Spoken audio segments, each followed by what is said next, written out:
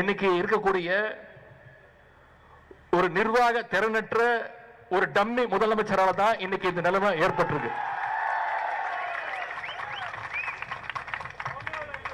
2021 2025 வரைக்கும் அன்றைய முதலமைச்சரான நம்முடைய கழக தலைவர் அவர்கள்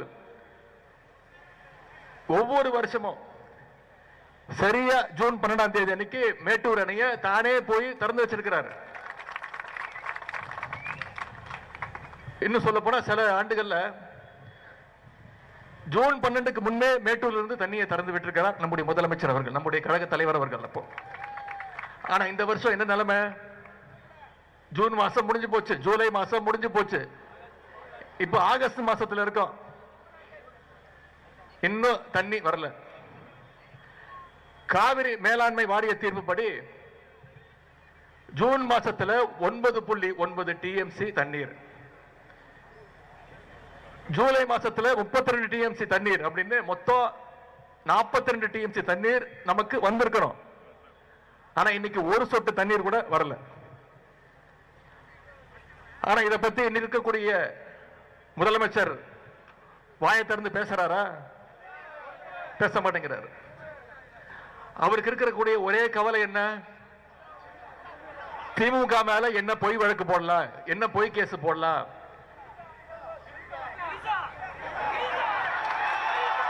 எங்க தண்ணி வருதோ இல்ல அங்க தண்ணி வரணும். காவிரி சொன்ன இங்க தமிழ்நாட்டில் ஆட்சி நடத்துறதுக்கு காங்கிரஸ் தயவு வேணும்.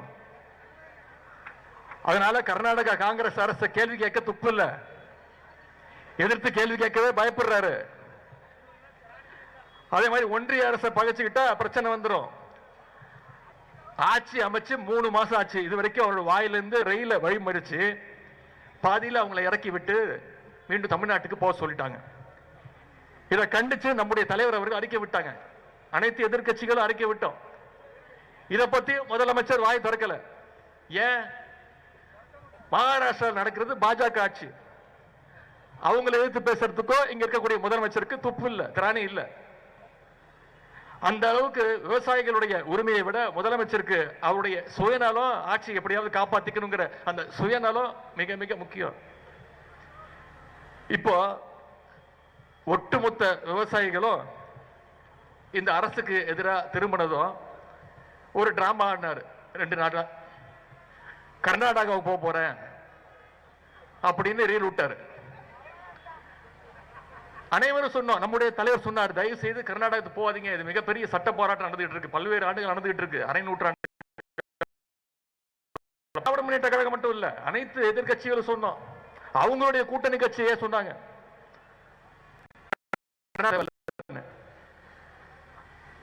அதெல்லாம் அவர் கேட்கல. ஆனா கர்நாடக முதலமைச்சர் சொல்லிட்டாரு, தயவு செய்து இந்த பக்கம் வந்துடாதீங்க, உங்களுக்கு ஒரு சொட்டு தண்ணீர் கூட கொடுக்க முடியாதுன்னு கர்நாடக முதலமைச்சர் சொன்னதுக்கு பிறகுதான் அமைதியானாரு.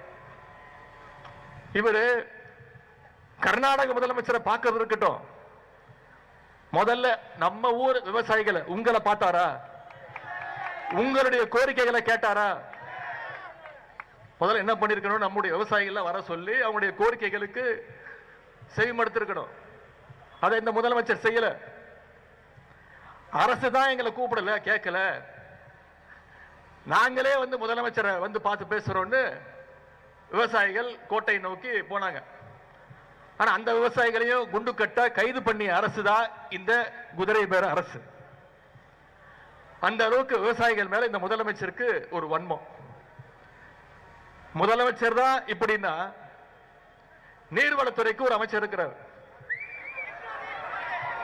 இப்படி ஒரு அமைச்சர் நீங்க பார்த்திருக்கவே முடியாது.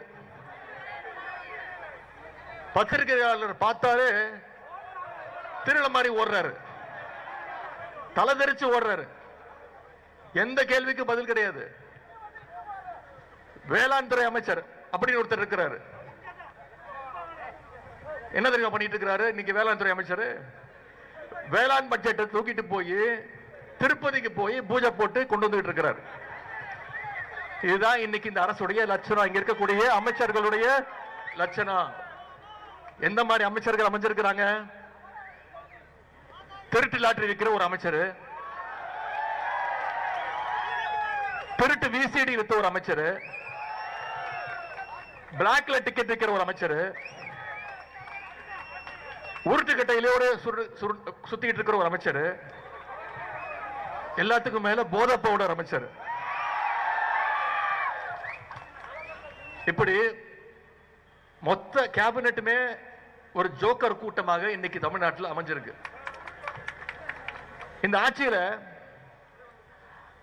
முதலமைச்சர் ரீல்ஸ் போடுறாரு, அமைச்சர்கள் ரீல்ஸ் போடுறாங்க, சட்டமன்ற உறுப்பினர்கள் ஸ்கூலு, ஹாஸ்பிட்டலு, ஏன் பாத்ரூம் டாய்லெட் கூட விட்டு வைக்கிறது இல்ல, உள்ள போய் ரீல்ஸ் போட்டுக்கிட்டு இருக்கிறாங்க.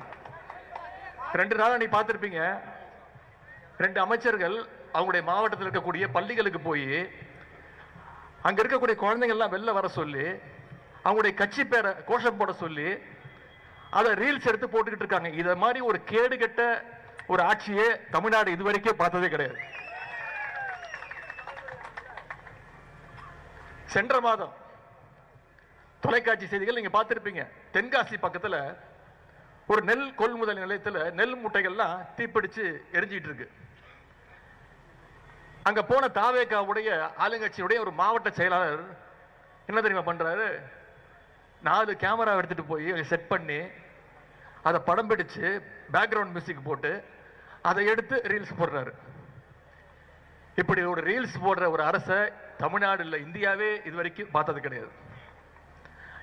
அமைச்சர்கள் மட்டும் இல்ல, அமைச்சருடைய சொந்தக்காரங்க அண்ணன் தம்பி எல்லாம் ஆய்வுக்கு போறான். அரசு அதிகாரிகளுக்கு தெரியல யார் அமைச்சர், யார் சட்டமன்ற உறுப்பினர், யாருக்குமே தெரியல, முதல்வருக்கும் தெரியல. அந்த அளவுக்கு ரீல்ஸ் வெறி முத்து போயிருக்கு இந்த அரசுக்கு. இன்னைக்கு விவசாயிகள் கண்ணீர் வடிச்சிட்டு இருக்கிறாங்க, ஆனா அமைச்சர்கள் என்ன பண்ணிட்டு இருக்காங்க, சினிமா தியேட்டர்ல போய் படம் பார்த்துக்கிட்டு கண்ணீர் வடிச்சுக்கிட்டு. அது மட்டும் இல்ல, தமிழ்நாட்டுக்கு 15 நாளைக்கு தினசரி 3500 கன அடி தண்ணீர், அதாவது சுமார் 4 TMC தண்ணியை திறந்து விடணும்னு காவிரி ஒழுங்காற்று குழு அது உத்தரவு பிறப்பிக்குது. அதன்படி பாத்தீங்கன்னா நமக்கு போன 2 மாசத்துல 42 TMC தண்ணி வந்திருக்கணும், ஆனா 4 TMC தான் கொடுக்கணும்னு உத்தரவு போட்டாங்க. அதையும் திறக்க முடியாதுன்னு கர்நாடக முதலமைச்சர் அவர்கள் உத்தரவு போட்டார். இத பத்திலாம் இந்த ஆட்சியாளர்களுக்கு எந்த கவலையும் கிடையாது. ஆட்சியாளர்களுக்கு கவலை இல்ல, ஆனா திராவிட முன்னேற்ற கழகத்தால சும்மா இருக்க முடியுமா? அதனாலதான் இன்னைக்கு விவசாயிகளுக்காக மக்கள் மன்றத்தில் இந்த போராட்டத்தை நடத்துற மாதிரி இன்னைக்கு உச்ச நீதிமன்றத்திலேயோ திராவிட முன்னேற்ற கழகம் நம்முடைய தலைவர் சட்ட போராட்டத்தை ஆரம்பிச்சிருக்கிறார்.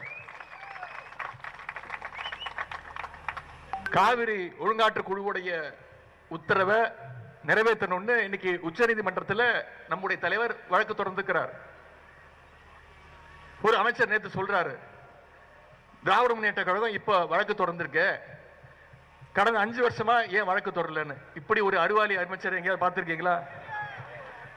எதற்கு வழக்கு தொடரணும்? 5 வருஷமா தண்ணி ஒழுங்கா வந்துகிட்டு இருந்தது, வழக்கு தொடரல. இப்ப தண்ணி வரல, வழக்கு தொடர்வதற்கான வக்கம் உங்களுக்கு இல்ல, அதை நாங்க திராவிட முன்னேற்ற கழகம் செஞ்சுட்டு இருக்கிறோம்.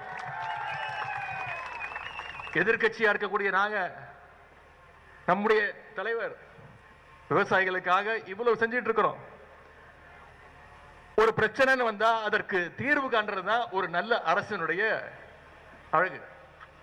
அதை இந்த அரசு செஞ்சிட்டு இருக்கா? அதற்கு எதிர்மாறா என்ன செஞ்சிட்டு இருக்காங்க தெரியுமா? ஏதாவது ஒரு பிரச்சனைன்னு வந்தா அதுல இருந்து மக்களை எப்படி டைவர்ட் செய்யறது அப்படின்னு தான் தினமும் யோசிச்சுட்டு இருக்கிறாங்க. தினமும் 4 மணிக்கு ஏதாவது ஒரு ரீல்ஸ், தினமும் திசை திருப்புற வேலையை முதலமைச்சர் செஞ்சிட்டு இருக்கிறாரு. 2 நாட்களுக்கு முன்பு இந்த காவிரி பிரச்சனை எல்லாரும் பேசிட்டு இருக்கு, ஒட்டுமொத்த தமிழ்நாடு கொந்தளிச்சிட்டு இருக்கு. முதலமைச்சர் என்ன பண்றாரு? நம்ம தலைவர் ஆட்சியில நாம கட்டின